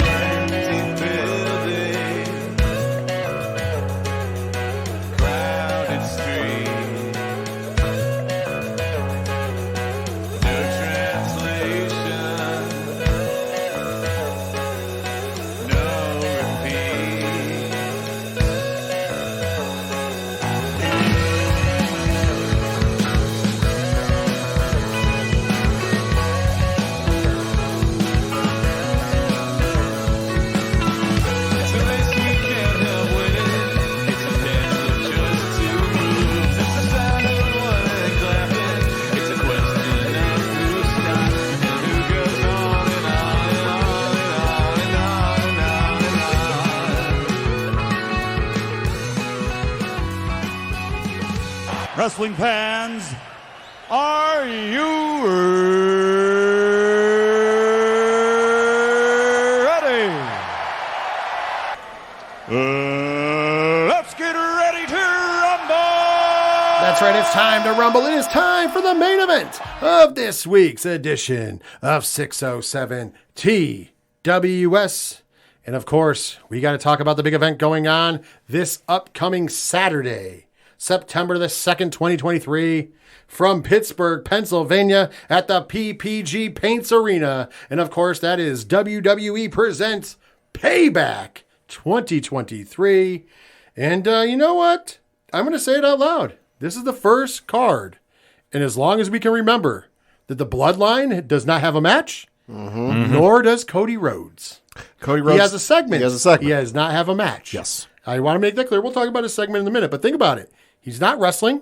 Nope. Neither is any member of the Bloodline. For like probably the first time in 3 years, give or take. I would have to say so. Yeah. You know, Since Roman came back. It's interesting. It's very interesting. But let's start off with that then, because it's not listed on the match because it's not a match. Cody Rhodes will be a guest on the Waller Effect with Grayson Waller. I'm assuming we're gonna get something going on. Probably. What do you guys think is gonna go down between old Cody Rhodes, the American Nightmare, and Grayson Waller? You know, I think this is first and foremost a big move for Grayson. For anybody that's wondering about where he's, looking on the card, I think that he's going to be introducing Cody to his next feud, and I don't know where he's going to go. I'm assuming Judgment Day, but I can't say yes for sure. Okay, what are you thinking over there, Padawan J? I think it could lead to an impromptu thing. Grayson starts saying something insulting about the city of Pittsburgh, we know he's a big fan of the state of Alabama. If you look at his social media from over the weekend, he starts insulting the city of Pittsburgh, and Cody goes, listen, I'm not going to let you insult the fine city of Pittsburgh here. Why don't we settle this here in the ring? Quick match, doesn't have to be anything crazy. One off, get in, get out, get done. True. I mean, and this is a long stretch. I'm just mentioning it. This could be their way to backdoor Cody Rhodes onto SmackDown. Yeah. I think it's too soon for that. I really do. Yeah. I mean, it would work, though, because LA Knight's kind of backdooring his way onto Monday Night Raw. So you would actually just switch your two top baby faces. Yeah. And I'd be fine with it, but I think it's just too soon because then people are going to start waiting for Roman versus Cody. Right. That's the whole reason to have them on separate shows. So I don't think that that's going to be the case. My lock on this is that I'm with Ken. I think that it'll involve something with maybe JD McDonough will come out on behalf of Finn Balor since Finn Balor's busy, and that is going to lead to a little feud for the next couple months, month or two, between Finn Balor and Cody Rhodes, just kind of as a filler. Yeah. However, if Randy Orton's healthy, this could be where you bring Randy Orton back and we get a nice little longer program, maybe 3, 4, I would say 3, 4, even up to 5 month program between Randy Orton and Cody Rhodes, because that would be a big one to build into the Mania season. Because obviously, where do you go after Brock Lesnar? And I think the story, if healthy, is Randy Orton. Yeah. Randy Orton can say he feels slighted, and if you really want this shot, you better bring your A game against me. And I can totally see that happening. Yeah, I can totally see that. Yeah. So if he's healthy, I would say that that's going to happen. But if not, I think Ken's right. I think it'll be something with Finn Balor. Although I think there will be a little beating up of Grayson Waller to your point. So I think we all have a little parts to this. There's no way that Grayson Waller walks out of this ring unscathed, if you will. Next up, let's talk about the actual matches on the card. We'll start off with the actual undisputed WWE Tag Team Championship match in a Steel City Street Fight. Your tag team champions, Kevin Owens and Sami Zayn, will defend against the Judgment Day team of Finn Balor and Senior Money in the Bank, Damian Priest. This has been building up quite well. I've been enjoying what I've been seeing. And, we're going to get a Steel City Street Fight. I love the fact that we're naming them after the cities we're in again. Yeah. At the end of the day, though, I'm going to say the Judgment Day is going to come up short. And Kevin Owens and Sami Zayn will still be your tag team champions. And Mommy's not going to be real happy. Because she said if they don't bring gold back to the Judgment Day, anybody who doesn't have gold around their waist is going to be reassessed after the pay-per-view. So I think that there's more to that story that I'm going to talk about later. But I'm thinking off the top, I think Kevin Owens and Sami Zayn walk out. A little bit of still a little, what do you call it? Dissension in the ranks of the Judgment Day. Padawan J, what do you got going on during this match? I think it's going to be Kevin Owens and Sami Zayn. They haven't had much time to defend the belts as of late through various reasons that aren't necessarily their fault. Hey, stuff happens. But no, I think it's going to get close. I think we're going to get another JD McDonough show up, try to help. He's been successful the last couple of attempts on TV, but this is going to be the one time that, hey, 9 times out of 10 you're right. Well, this is going to be the one time he's wrong, and then failed to help them win. And then we're going to see the continued fallout with the Judgment Day, because that's, to me, has been I've liked the group before, and I've liked what they've been doing, but it's the dissension, it's the cracking, it's the what's going to happen next, who's going to get pissed off at who might leave, who might stay. That to me is what's most interesting. Agreed. Ken M, what you got? Fully think it's Kevin and Sami still retaining, and I think it's just going to play into more dissension in the ranks. I like it. Next up, we got The Miz taking on L.A. Knight. Yeah. All right. Well, let's start right on with you, Padawan J. What do you got going on? And this has been a nice little storyline with The Miz and L.A. Knight. I got to give Miz credit. He suckered the shit out of me on Monday Night Raw. Well, L.A. Knight's music hits, and I was like, oh, all right, he's here again. And then very quickly realized that is not L.A. Knight. That is Wish.com L.A. Knight. That is, Mom, can we have L.A. Knight? No, we have L.A. Knight at home. So kudos to Miz. Suckered the shit out of me. But no, I think this is going to be L.A. Knight. Miz doesn't need this. Miz is listed off his accolades like 900 times in the build up to this. Miz doesn't need this. This is a moment to give L.A. Knight the shine. Very true. Ken M, who do you got? This is L.A. Knight all day. Yeah, I'm going to go with L.A. Knight as well. Although I will say this, The Miz is still proving that he gets it done on the mic and in the ring. So yes, he does. This should be a very good contest here. Next up, the United States WWE United States Championship will be on the line. Your champion, Rey Mysterio, defending against former champion, Austin Theory. This has been a little out of nowhere story because, of course, a little injury to Santos Escobar. Ken M, what do you got in this match? You know, I really don't know. I think this can go a lot of different ways. I think it's going to be Austin Theory, though. I am actually going to say, I'd like to see Ray retain, but I think there's more opportunity with the face side of things and Austin Theory beating champion. So I'm going to go and new here as well. Padawan J. I can see him giving it to Austin Theory because then he could go, I've beaten, two of the biggest legends of this millennium, in WWE. I beat Rey Mysterio and I beat John Cena. I can see him doing that. But what I think is going to happen is I've just personally, because it was cool to see Austin Theory win, and I was intrigued to see what they were going to do for it, but they did absolutely nothing with him in this title run. So has anything changed that I think, you know what, X, Y, and Z has happened, so I'd like to see a new title run from him.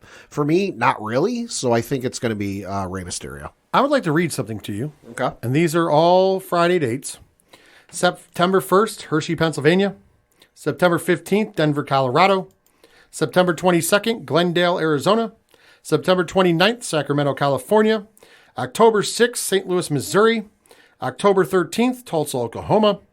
October 29th, San Antonio, Texas, 20th. And October 27th, Milwaukee, Wisconsin. And then there's an Indian trip somewhere in there over to India. Yep. Do you know what those dates are? John Cena. I think you were onto something when you just named that off. I think, actually, now that you say it, I think he's going to beat Rey Mysterio. He's going to start bragging, and John Cena's music's going to hit. And whether it happens at Payback or at that Super Show in India, I think John Cena is going to become your new United States champion for a little bit. Okay. Because, he's going to be around for 2 months. If there's any silver lining to the strikes going on in Hollywood, it is that we're getting the return of John Cena for a couple months. It's supposed to be 2 weeks, and now it's about a month. Yeah, two months of dates. Yeah. Literally the entirety of September and the entirety of October, every Friday, he is on.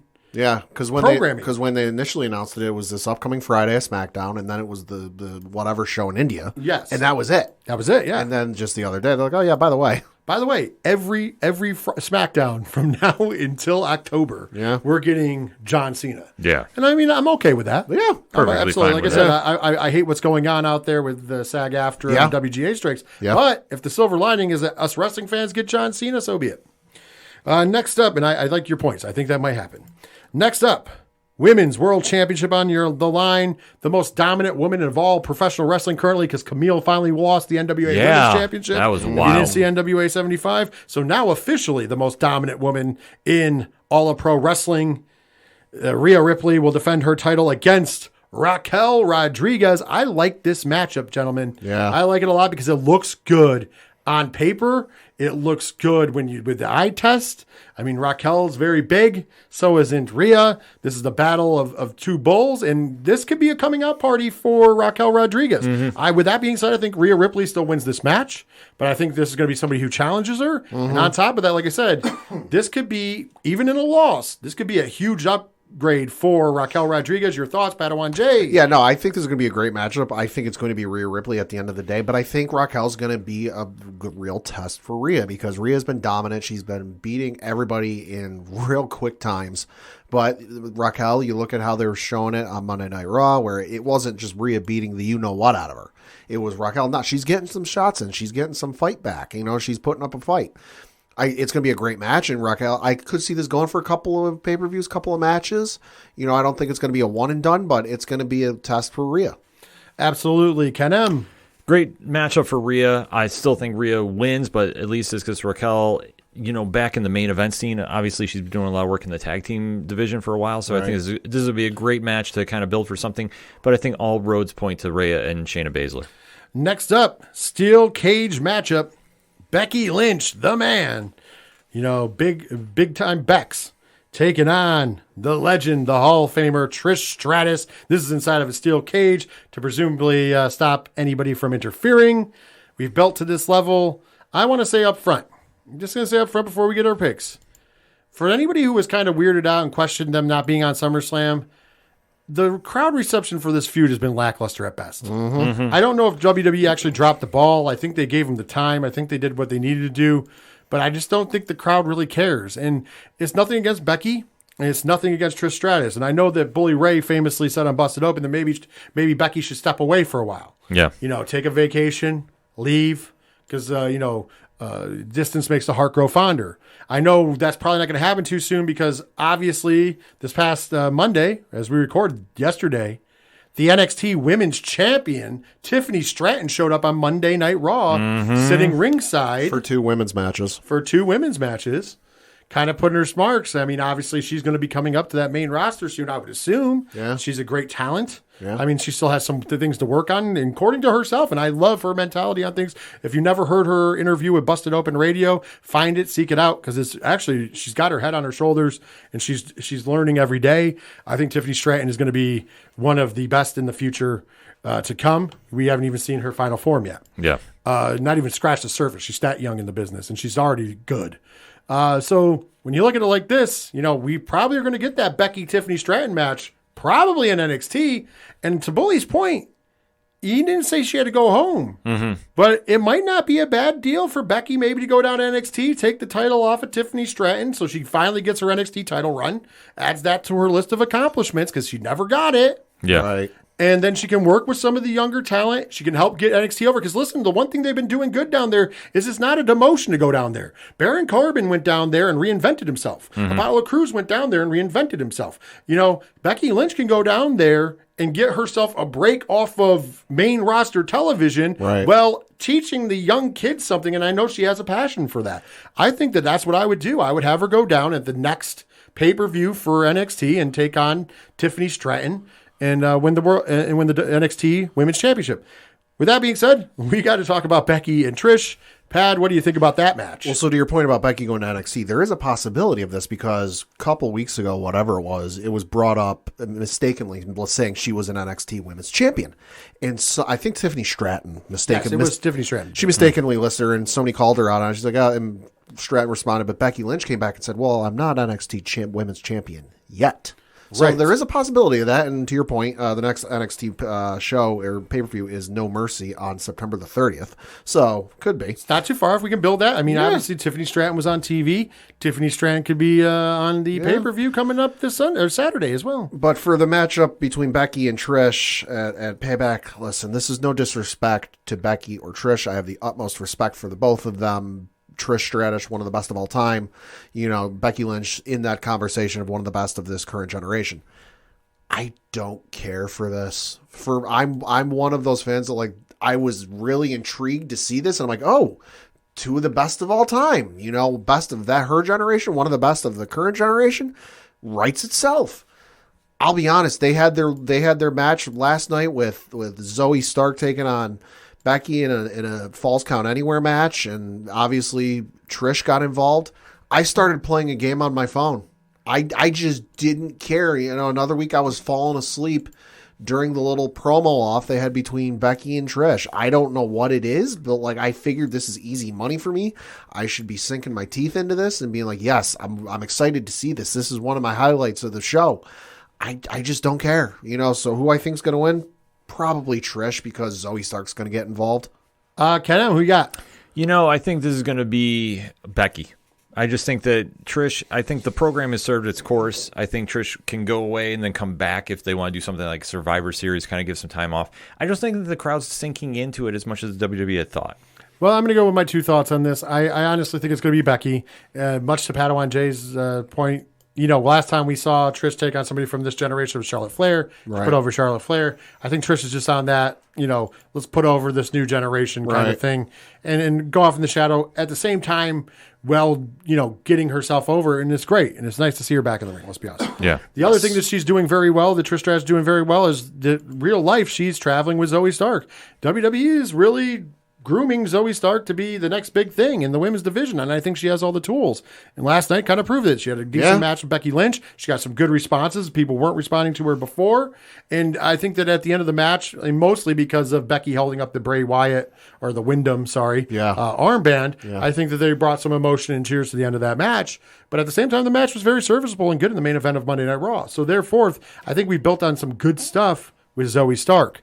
And I think you're going to see more from her coming up in the future, too. So I think out of this feud that maybe we all don't care about, I think we've set the table for a possible Becky Lynch go back to NXT, feud with Tiffany Stratton, possibly become champion, takes a few months off of the main roster while still being in the ring and working with the young folks and still getting to do her family stuff, and then comes back to a brand new, being away makes the heart grow fonder, and then of course, Tiffany Stratton's probably on her way to the main roster sooner than later. And Zoe Stark's on her way up the card. And we'll see what's next for Trish Stratus. If Trish Stratus doesn't just go home for a little while until the next big event. Who knows? All right, it's time to talk about it. This is the last one that's announced. And then we're going to kind of get ideas if there's any other matches you guys think will be announced. Of course, this one is for the WWE World Heavyweight Championship. Your champion, Seth frickin' Rollins, going one-on-one with Shinsuke Nakamura. This one has been getting a lot of good traction, a lot of good build. Of course, originally it's Nakamura said, hey, I want to be focused back on a championship. He took his shot at Seth Rollins after that wonderful six-man tag team match. Took a shot at him. Then he challenged him. And then in the process of challenging him, he also reminded him he knew that his back was screwed up. And now he has cut two of the best promos I have seen in a long time. Not just from Shinsuke, but from anybody. I love these promos. They're on edge. I love how they're letting him cut him in Japanese. I think it comes across, and I mean, for me and Ken, we see this a lot. It comes across like New Japan promos. Yes. Where they put the subtitles underneath. And I really, really dug it, and I've liked what he's been saying. Like, hey, I know you're back this week. I'm going to take advantage of that. But at the same time, I'm going to be the reason you can't pick up your child. I'm going to be the reason why you're confined to your bed. I'm going to cripple you. It's like very, very malicious. It's this another side of Shinsuke, and I love what we're seeing. Love what we're seeing. Now, with that being said, I'll give mine first because I mentioned something earlier. I think the Seth Rollins will retain the WWE World Heavyweight title. I think he's going to have an injured back. I think it's going to be bad, but he's going to squeak it out. And I think that Senior Money in the Bank, Damian Priest, will seize the moment. And when it's all said and done in Payback, we will have a new WWE World Heavyweight Champion, and that man will be named Damian Priest. Reason behind this is A, he deserves it. B, they've been building him up very well in recent memory. I mean, his only loss, I think in the last 3 months, not counting tag matches, it was to Cody Rhodes. Yeah. I mean, and other than that, he has beat some of the top names in WWE, including Sami Zayn. And I'm looking at it like this. I think that they've been grooming him for a while. Me and Ken have been saying it forever on the show, and I know you've agreed with it too, Pat, that he was going to be a champion sooner than later. Yeah. And I think that it's time. And I think why? Because it fits in storyline. Because I think that you really pull on the fact that, they've been really, Seth has said how bad his back is. I don't know if it truly is that bad. I don't know him. Hasn't been reported. Never was reported. However, I did know that he has been nursing some injuries. Sure. So this is a good time to go, I got hurt real bad, and Damian Priest took advantage of it. I'm a fighting champion. I went out on my back. Obviously, we just talked about how Becky Lynch might be going down to NXT or whatever. So give both of them some time off. Give them a few months off. We get the whole story of him rehabbing, and when you least expect it, he returns to the ring.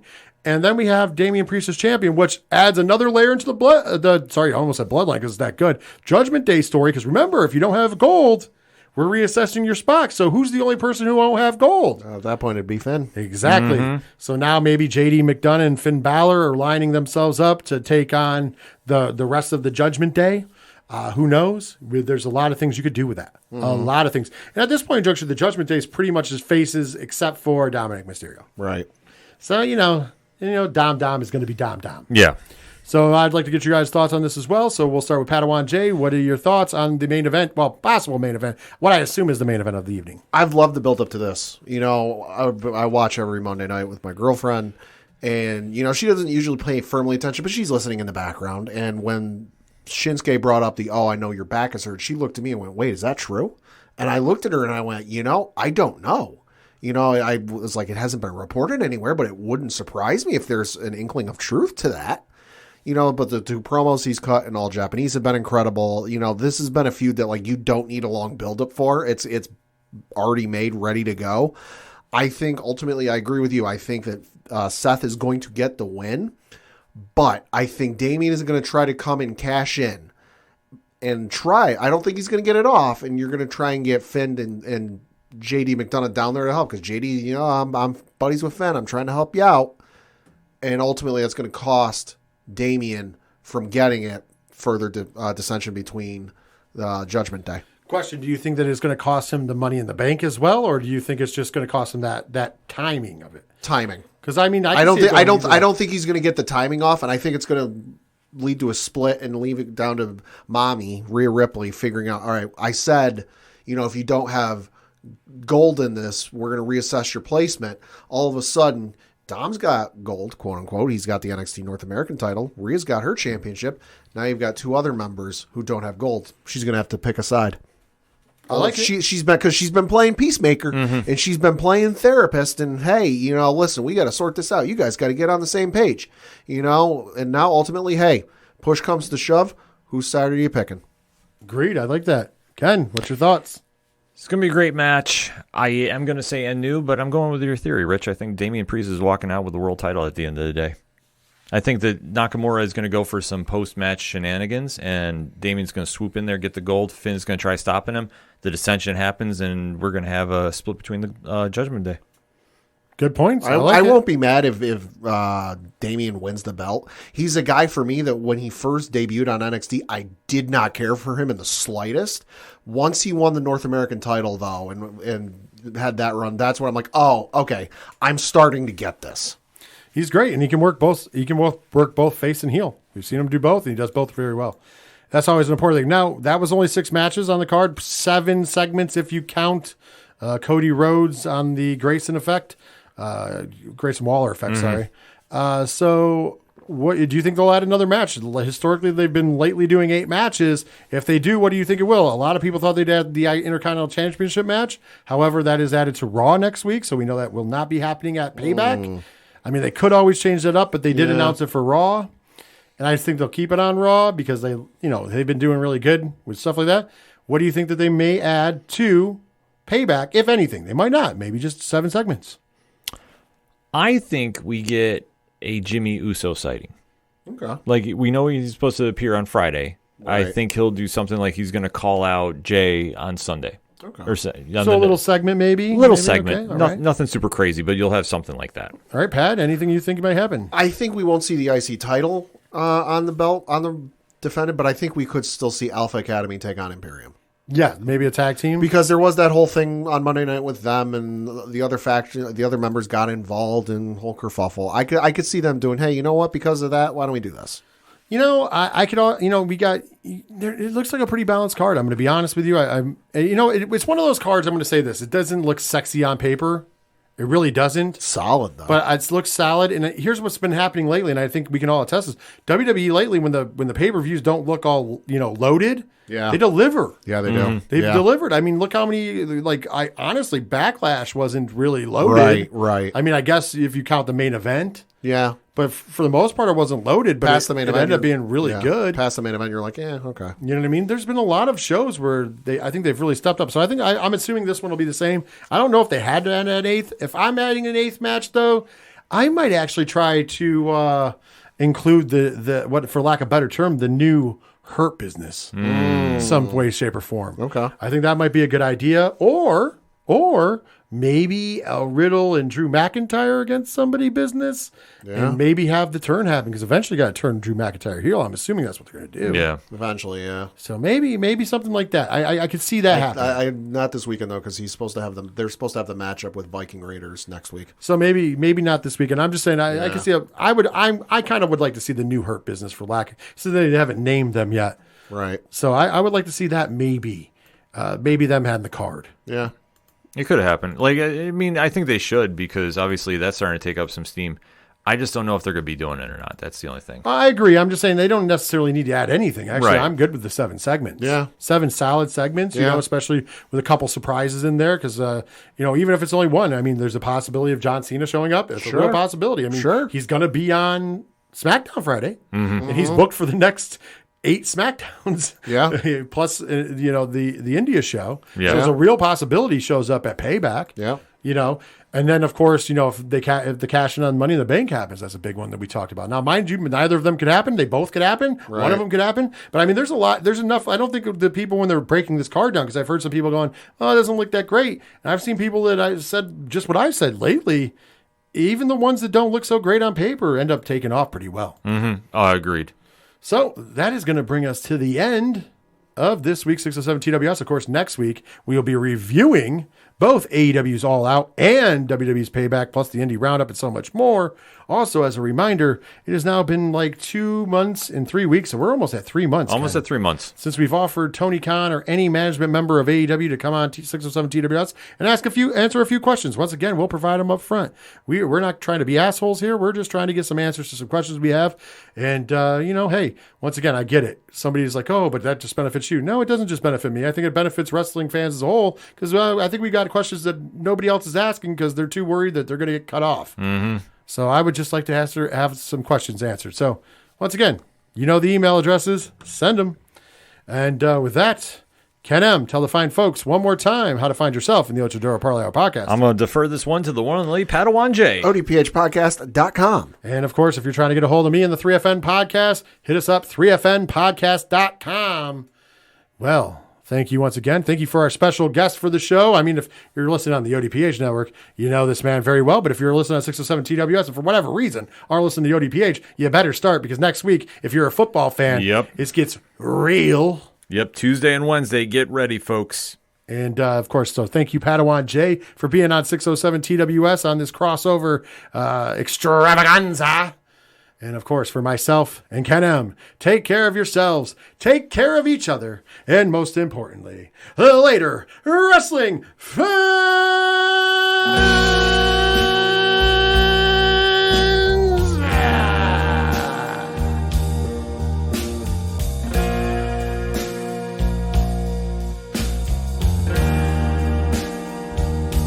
If you take my hand, we could order Chinese food, get high, and then watch New Japan. Rainmaker, my heart so damn hard I can no longer stand in this room. I'm starting to swoon. The walls made of neon, but I can't stop looking at you.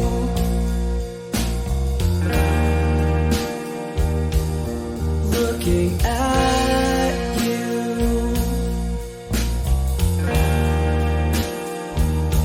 And I've got a plan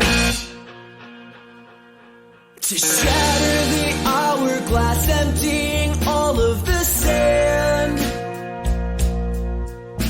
This moment is infinite, dancing along with the band. Will you sing with only one wing? The angel I've looked for, and she can't stop looking at me.